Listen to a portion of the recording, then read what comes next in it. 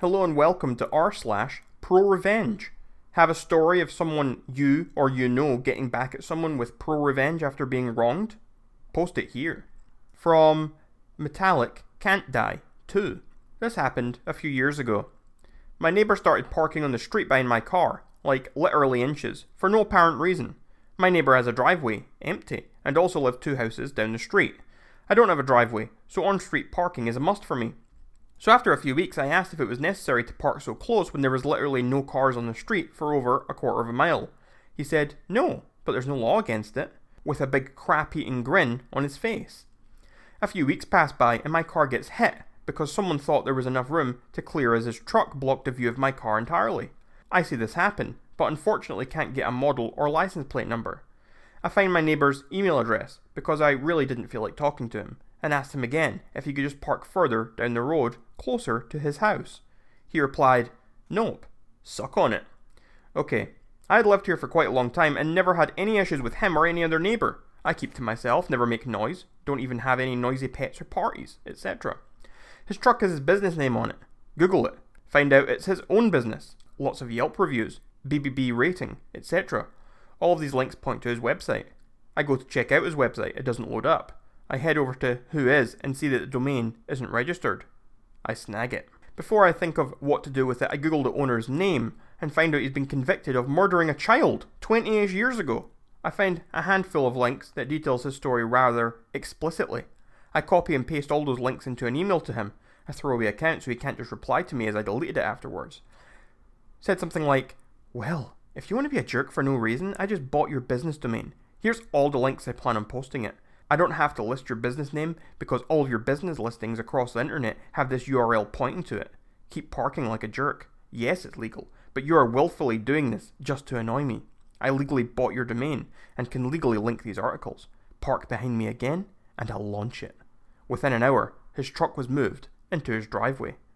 He asked me for the domain and I told him, when either you move or I move, I'll hand it over. Until then, it'll remain offline. From 360 Entertainment. So this happened around 2008. My buddy Brock had gotten out of the military after 10 years. He'd started in the Marines but transitioned into the army for the last 4 years before buying a house in Texas. When he got out, he did a variety of jobs before landing a gig with a repo service. He worked there for a year and had a lot of wild stories, but this one sticks out most as he helped a fellow soldier get revenge on an evil ex. Brock was at the office speaking with his manager, whom I'll refer to as Karen. Now this particular Karen had a lot of Karen-like qualities, but was a force for good if you can believe that. While they were talking, they see a young man enter the office. They immediately noticed he had 2 black eyes and an arm was in a sling. The young man, whose name I unfortunately never learned but I'll call Ben, asked how hard it would be for them to help repossess his car. Karen called her daughter in, Karen Jr., and had her pour Ben a cup of coffee. Karen then asked Ben to tell her a story. Ben began with telling her that he had just returned from a deployment. He had been dating a local girl that lived outside of the famous Fort Hood, not a good idea by the way, before the deployment. Thanks to a previous deployment, he had managed to get himself a used black Dodge Charger, which was his baby. He further explained that shortly after buying the car, he had met the local girl, who for the sake of the story, I'll call Morgan. Morgan was always asking to drive his car, but he would always decline. When he was getting ready for his deployment, Morgan repeatedly asked if she could borrow the car, but he kept saying no. After much needling, he relented, but on the condition that she take care of his apartment until he comes back from rest and relaxation leave. She agreed. Ben left for his deployment while Morgan took care of his place. When Ben came back from leave, he found his place immaculate. He pulled his car from storage, drove to Morgan's, and he spent a few days with her before handing her the keys and heading to his home state to visit family before returning to deployment. He returned again from deployment and found nothing but trouble. When he walked into his apartment, he found a layer of dust on just about every surface. It was almost like no one had been there in months. When he checked his bedroom, he'd found that his room had been torn apart. All of his drawers searched and upturned. He tried to call Morgan, but never received an answer. He located his safe, which was hidden, and found it hadn't been touched. He then grabbed the spare key from the safe and called a buddy of his, and they went to Morgan's. As they pulled up to Morgan's, he saw a car there that initially he didn't recognize, but as he got closer he realized it was his baby. Morgan had the car painted hot pink and put 24-inch spinners on it. He tried the key just to make sure, and the lights flickered as it unlocked. While his buddy laughed, Ben went to the front door and Morgan answered. He asked what happened to his car and she responded, "It's my car now." Ben walked away and hopped in his hot pink mess. As he started it, 4 large dudes came out of Morgan's house, one with a baseball bat, and yanked Ben out of his car. They proceeded to beat the crap out of him in the driveway before his friend intervened, pulling his conceal and carry pistol on the group. He then took Ben to the hospital. I'm honestly not sure if the cops were called on this. I'd assume yes, but even then, Ben said his friend drove by Morgan's house a handful of times while he was in hospital at random times, and the car was never there. Karen stared at Ben for a bit, before asking for paperwork. Ben handed it to her, and Karen had a smile form on her face. She then asked Ben for Morgan's phone number. Ben gave it, but wasn't aware of what was about to happen. Karen handed the phone to Karen Jr., who then dialed the number. Karen Jr. began speaking to Morgan, telling her they'd met at one of the local clubs, and wanted to know if she was down to party that night. Apparently Morgan agreed, and the plan was set. Brock parked his tow truck at the club and waited.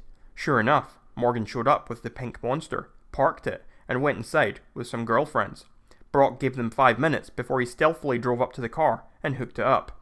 As he was pulling out with the pink monster, Morgan walked out of the club. She saw her car in the tow truck and began trying to flag Brock down, but he was already out of there. The next day it was business as usual at the office when Morgan called. She was furious that her car was stolen by them and wanted it back. Karen, using her best customer service voice, told her that if she had the registration, she could come and pick it up. Morgan began screaming louder that she was going to call the cops, at which point Karen sarcastically told her to, "Please do," then hung up the phone on her. As this phone call was going on, Brock happened to look out the window and saw Morgan standing next to a car in a vacant lot, throwing what appeared to be a temper tantrum. After Karen hung up, Brock watched her get in the car on the passenger side. Karen then looked out the window and had Brock verify it was her. She then began to smirk. Karen proceeded to call the owner of the property Morgan and her friends were occupying. She told the owner about the car and asked if they wanted it towed. The owner okayed it. Brock then drove his truck over to the lady's car and introduced himself. They tried to explain they were waiting for Morgan's boyfriend, but Brock insisted they weren't allowed to park there. They argued and called him every name in the book. Brock then hooked up their car and lifted it partially off the ground, forcing the two to exit the vehicle. They tore into him until he showed them the tow order. While this back and forth was going on, Ben arrived at the office and Morgan saw him walk in. She ran to the office door and Brock proceeded to lower the car. When Brock went back into the office, all hell had broken loose. Morgan apparently tried to snag the keys back from Ben, but he had pocketed them. She began to hit him in his hurt arm and warned Ben that she'd call her friends to finish the job if she didn't get her keys back.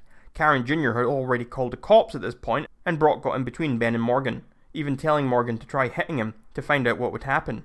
Morgan then tried to play the pity card and said she only wanted the keys to get her laptop out for school. Karen asked Ben to hand the keys over to Brock so he could grab the laptop. Brock retrieved the laptop from the car, and as he was handing it over, she rushed to aggressively grab it, but knocked it from Brock's hands. Completely furious at this point, Morgan accused Brock of dropping the computer on purpose and threatened to sue. The cops then arrived and Morgan began her sob story again, telling the police that they stole her car. The police questioned Karen, and Karen gave her casual smirk, while asking if they wanted to see the security videos. Police watched and listened as Morgan punched Ben several times and heard the threat she made about sending her friends after him. The police then turned to Morgan, who had turned ghostly white at this point. She tried to back her way out of the door, but the police stopped her. They proceeded to ask about the car, Ben's injuries, and who she planned on sending after him. She initially denied everything, but they already had evidence on her beating him up. She was arrested and Ben got his car back. After the cops left, Ben admitted he didn't want to be seen in a car that looked like that, as it was advertising Pepto-Bismol and planned on trading it in for a GTO. We later heard through the grapevine that the 4 guys who beat up Ben were arrested. Morgan had ratted them all out. Brock had a few more stories, but none of them were nearly as good as this one. And that was r/Prorevenge. Make sure to leave a like on this video if you liked it, and subscribe if you're new here, and turn on that notification bell so you never miss any of my future uploads.